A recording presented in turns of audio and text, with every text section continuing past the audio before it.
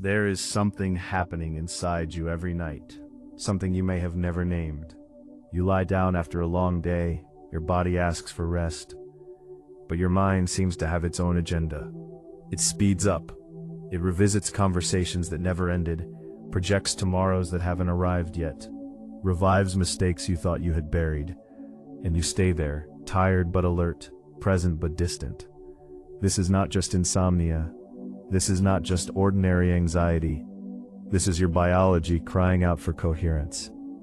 This is your nervous system saying, in its own silent way, I never learned what to do when everything goes quiet. When you sit or lie down in silence for 5 minutes before sleeping, something profound happens inside your brain. It does not shut down as many imagine. It begins a process of deep reorganization.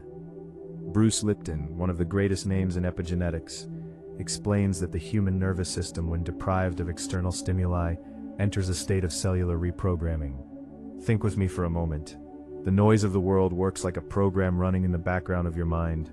The notifications, the worries, the to-do lists, the sounds from the street, the light from the television, all of this keeps your brain busy, distracted, running on automatic. But silence removes that support, and when the support goes away, what remains is you with yourself. That is where the magic begins, or the terror, depending on what has been programmed inside of you. Bruce Lipton uses an analogy that might change the way you see your nights. He says that your conscious mind is like the pilot of an airplane. During the day, you believe you are in control, making decisions, choosing routes, avoiding storms. But who truly operates the flight all the time is the autopilot, what we call the subconscious. That autopilot was programmed in the first 7 years of your life, without you having any choice. It learned from your parents, from your fears, from the environment around you. And since then, it has never taken a vacation. It has never slept. It keeps operating the same routes, the same triggers, the same automatic reactions. When you sit in silence for 5 minutes before sleeping, you are doing something rare and powerful. You are calling the pilot back to the controls. You are saying, now I want to see who has been driving this all along. Joe Dispenza complements this vision with a discovery from neuroscience that is almost poetic. The human brain cannot distinguish between a real experience and an imagined experience that carries intense emotional charge. This means that 5 minutes of intentional silence before sleep create a unique window where brain frequency naturally slows down. During the day, you operate in beta, an accelerated problem-solving frequency. But when you stop, the brain slows to alpha, the state of light relaxation. And if you sustain the silence for a few minutes, it enters theta, the frequency of dreams, of hypnosis, of deep reprogramming. It is exactly in this frequency that transformation becomes possible. It is there that you can replace a program of exhaustion with a program of deep rest. It is there that you can teach your body, perhaps for the first time, that silence is not a threat. It is an embrace. There is an invisible trap that few people notice, and it begins exactly at the moment when you finally stop. During the day, your body produces cortisol and adrenaline in regular doses because you are solving problems, working, taking care of children, answering messages, putting out emotional fires. The noise and the busyness work as a perfect disguise for the pain you carry. But sudden silence removes that disguise, and then without warning, everything that was hidden under the emotional rug decides to show up. The memory you never processed, the frustration you never named, the hurt you swallowed so you wouldn't cry in front of anyone. Bruce Lipton calls this stored cellular memory. It is not just in your head. Every cell in your body holds the story of what you felt and never expressed. Silence does not create this pain. It only reveals what was already there, waiting for a moment of quiet to be acknowledged. And this is where many people make a fatal mistake.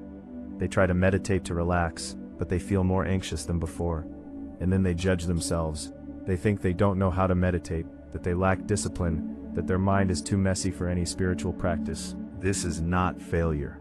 This is your nervous system saying clearly and honestly, I never learned to feel safe in silence.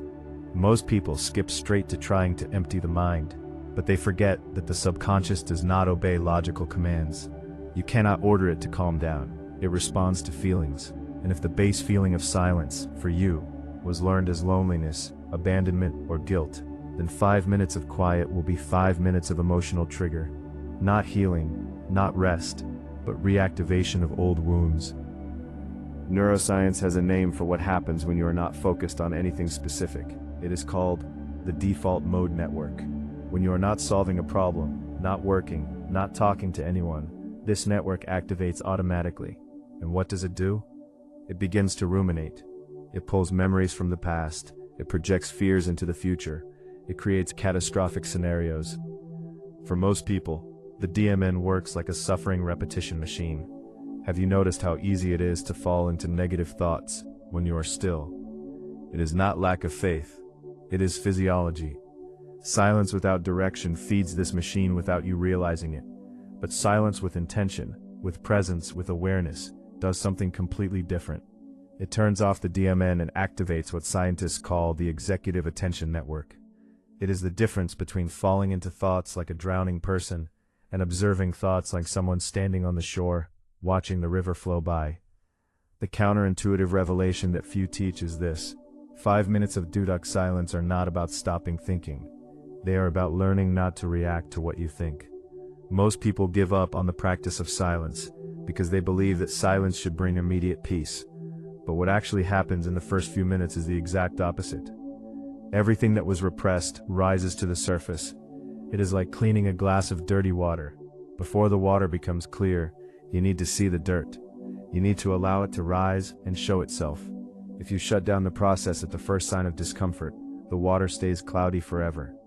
The duduk is not a calming pill, it is a mirror. It does not promise instant peace, and truth, many times, hurts before it liberates. Let me give you an image to take to bed tonight. Imagine that your mind is a house where many tenants live. Silent fears, old resentments, regrets you never confessed, hopes that have been postponed for too long. During the day, you are so busy with visitors, with street noise, with the television on, that you don't even notice they are there. But when night comes and silence settles in, they start walking around the house. They slam doors, they mutter in corners, they drag chairs. Most people try to drown out this noise with more noise. They pick up the phone, turn on the television, start planning the next day. But the duduk does not drown out anything. It turns on the light. It says with the softness of the Armenian flute sound, "I know you are there, you don't need to hide." And this acknowledgement, without fighting, without escaping, without judgment, is the first act of true reprogramming. Because you cannot heal what you do not see, and you cannot see what you do not have the courage to silence. There is a silent factor that destroys your sleep every night, and it is not in your mind, it is in your chemistry. You arrive at the end of the day completely exhausted, barely able to keep your eyes open. But the moment you lie down, your mind races as if it were 2 in the afternoon. It is not lack of physical tiredness, it is lack of regulated dopamine. Throughout the entire day, every quick stimulus you receive, every notification that arrives on your phone, every small decision you make, every video you watch, all of this releases small doses of dopamine in your brain. Your nervous system gets used to this high frequency, to this constant flow of small rewards. When silence finally arrives, dopamine drops abruptly, and what does your brain feel with this drop? Boredom, discomfort, an uncomfortable urgency to seek something, anything, that restores that level of excitement. And this is exactly why you reach for your phone 10 seconds after lying down. It is not addiction in the clinical sense of the word. It is your brain trying, in a primitive and automatic way, to restore the dopamine it has learned to need in order to feel alive. And this leads us to an invisible mistake that many people make on their spiritual journey. There is a modern tendency to treat rest as just another task to be completed. I need to meditate for 5 minutes. I need to silence my mind. I need to relax so I can manifest better. Everything becomes an obligation. Everything becomes a metric of spiritual performance. Bruce Lipton explains something fundamental here. The subconscious does not understand obligation as safety. It understands obligation as survival. When you force relaxation, when you demand that silence be productive, your body enters a state of vigilance. It is like trying to sleep with one eye open, ready to react to the slightest danger. The duduk is not something to be done because you need to do it. It is not a goal. It is not an achievement. It is to be offered to yourself as a gift. Because you deserve to stop. Not because stopping will give you something, but because stopping is your right. The science of vibrational frequency, which so many spiritual people use in vague ways, has a concrete basis. Every thought generates an electromagnetic frequency. Every emotion as well. When you spend the entire day in a state of alertness, your energy field becomes fragmented, full of waves that cross and cancel each other out. It is like a lake where someone keeps throwing stones without stopping. The waves collide, distort each other, lose their original form. The 5 minutes of silence before sleeping are not about thinking beautiful thoughts or artificially raising your vibration. It is about allowing the waves to calm down naturally. It is about giving time for the surface of the lake to become smooth enough to reflect the sky. You do not need to force calmness. You just need to stop throwing stones. And stopping throwing stones for most of us is much harder than it seems. Because we are addicted to noise, because noise distracts us from the only thing that truly needs attention. Let me offer you a simple 3-step technique to reconnect your nighttime frequency without struggle. First, sit or lie down in any position that is comfortable for you, and declare, in a low voice, as if you were talking to a friend, "I am not going to solve anything right now." This verbal declaration interrupts the hypervigilance pattern. You are telling your brain that night is not a time for battle. Second, place one hand on your chest and the other on your abdomen. This physical touch activates the vagus nerve, the main responsible for the rest and digest state. You are using your own body to tell your nervous system, it is safe here. Third, breathe as if you were gently smelling a flower and softly blowing out a candle. Inhale slowly, exhale even more slowly, no rush, no mandatory counting. These 3 actions together, done without expectation of immediate results, tell your brain, you can rest now. The danger is not here. Observe what nature teaches about vibrational patience. Have you ever noticed a tree? It does not rush its seasons. It does not force its leaves to fall faster in autumn. It does not demand that its fruits ripen before their time. It simply is. And in the silence of the night, the tree rests deeply, because it knows, with a wisdom that needs no words, that the light will always return. You also have seasons. You also have moments of planting, harvesting, pruning, waiting, and you also need winter for spring to happen. The duduk is your voluntary winter. It is not wasted time, it is not unproductivity, it is soil preparation, it is root rest, and without it, no flower lasts very long. There is a silent pain that no meditation app resolves, and it manifests exactly when you most need peace. You lie down, close your eyes, start breathing, and suddenly a part of your mind begins to observe itself. Am I relaxed yet? No, I don't think so. Why won't my mind stop? What am I doing wrong? Am I not using the right technique? This constant monitoring, this vigilance over your own internal state, is a very subtle form of control. And control, Bruce Lipton teaches clearly, is the opposite of trust. When you truly trust that silence will do its work, you do not need to supervise the process. You do not need to keep checking if it is working yet. But when you supervise, when you inspect every thought, every sensation, every moment of quiet, you remain in the role of manager. And the manager does not sleep. The manager is always concerned with results, with efficiency, with productivity. The manager never truly rests. There is a false spirituality of performance that has silently settled into many hearts. It is based on the belief that truly spiritual people are calm all the time, that they do not feel anger, do not get irritated in traffic, do not have chaotic thoughts at bedtime. This belief is a dangerous trap because it turns normal human experience into spiritual failure. You do not fail because you have thoughts. You fail because you believe you should not have them. When you judge your own mind during silence, you create a painful internal division. One part of you thinks, feels, remembers, imagines, and another part hates the first part for doing exactly what human minds do. This internal conflict generates more tension than the original thoughts. The duduk is not about having a clean, sterile, empty mind. The duduk is about having a witnessed mind, a mind that is observed with kindness, without the intention of changing it, only with the courage to see it as it is. Joe Dispenza spent years studying what he calls heart coherence, and what he discovered is fascinating. The human heart generates an electromagnetic field about 40 times stronger than the field generated by the brain. When you are anxious, stressed, worried, this heart field is chaotic, disorganized, full of peaks and drops. But when you are in deep rest, when silence truly penetrates you, This field becomes coherent. It organizes itself. It pulses like waves, all moving in the same direction. 5 minutes of silence before sleep, done without the intention of controlling anything, allow the heart to teach the brain to slow down. It is not the brain that commands relaxation, it is the heart that invites the brain to rest, and this inversion is fundamental. You do not force relaxation from the top down, you allow it to emerge from the inside out. You do not push the river, you float. Let me tell you a true story that might echo inside you. A woman, let's call her Clara, tried for 3 years to meditate before sleeping. She did everything right. She had the recommended app. She bought the right incense. She sat in the correct position. She set a fixed time. But every night was a struggle. Her mind would not stop. Until one night, exhausted after a particularly difficult day, she simply lay down on her bed and said out loud to herself, "I am not going to try anymore. I am not going to force anything. I am just going to stay here." And in this surrender, without technique, without effort, without spiritual obligation, something subtly shifted. She did not feel immediate peace. There was no white light or ecstasy. But she felt something she had never felt before. Permission. Permission to be imperfect. Permission to have a messy mind. Permission not to know how to meditate properly.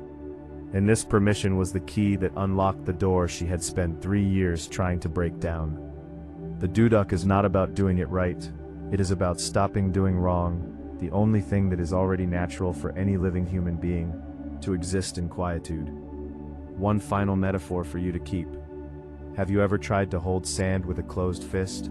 The tighter you squeeze your fingers, the more the grains slip through the gaps. The sand escapes precisely because you are trying to control it. Rest works the same way. The more you try to grab hold of relaxation, the more it runs away from you. But when you open your hand, the sand stays there, calm, rested, without needing to be held. The duduk is the open hand. It is not an achievement. It is not a trophy on the wall of your spiritual journey. It is a surrender. And surrender, contrary to what you have learned your entire life, is not weakness. It is the most courageous way to exist, because it requires you to let go of control. It requires you to trust something greater than your own will. It requires you to accept that not everything needs to be solved by you, especially rest. The truth that no guru tells you in so many words because it does not sell courses or promise miracles is this: 5 minutes of silence before sleeping will not transform your life in a week. They will not make you manifest your dreams in 30 days, but they will begin to undo decades of unhealthy programming about what it means to rest. Bruce Lipton repeats this tirelessly in his research. The subconscious does not change through willpower. It does not obey positive affirmations repeated mechanically. It changes through consistent emotional repetition. Each night that you choose the duduk, you are not just stopping for 5 minutes. You are teaching your cells, one breath at a time, one heartbeat at a time, that silence is not abandonment. It is not neglect. It is not wasted time. Silence is return. Return home. Return to what you always were, before the world taught you to run. Bruce Lipton uses an analogy that I have never forgotten. He says that your body is a garden. During the day you plant seeds with every thought you cultivate, with every emotion you feed, with every reaction you repeat. You plant seeds of worry, seeds of gratitude, seeds of fear, seeds of hope. But if you never water the garden, the seeds do not sprout. They stay there dormant, waiting for favorable conditions. The silence before sleeping is the watering. It is not about planting more seeds. It is about creating conditions for what has already been planted to finally bloom. And blooming takes time, takes patience, takes entire nights where it seems like nothing is happening, but beneath the soil, invisible to your eyes, the root is growing. You just cannot see it yet. Keep watering. Greg Braden, who dedicated his life to studying the wisdom of ancestral traditions, reminds us that the ancients always reserved the moment between wakefulness and sleep as a sacred time. Not because it was magical, in a fanciful sense of the word, but because it is the only crack, the only gap, between the world of automatic reactions and the world of real possibilities. In this crack, you are no longer the character you played during the day, with your masks and your roles, and you are not yet the dream of the night, with its confused and symbolic images. You are just consciousness, pure, undefended, without a script, without an obligation to be anything other than what you are. And it is there in that naked place, in that vulnerable and powerful space, that real healing happens. Not the healing you force with techniques and affirmations. The healing you allow, as you allow the rain to fall, without asking if it is necessary. You do not need more technique. You do not need more apps with gentle alarms. You do not need more spiritual obligations on your to-do list. You need 5 minutes in which nothing is demanded of you. Not peace, not clarity, not relaxation, not results.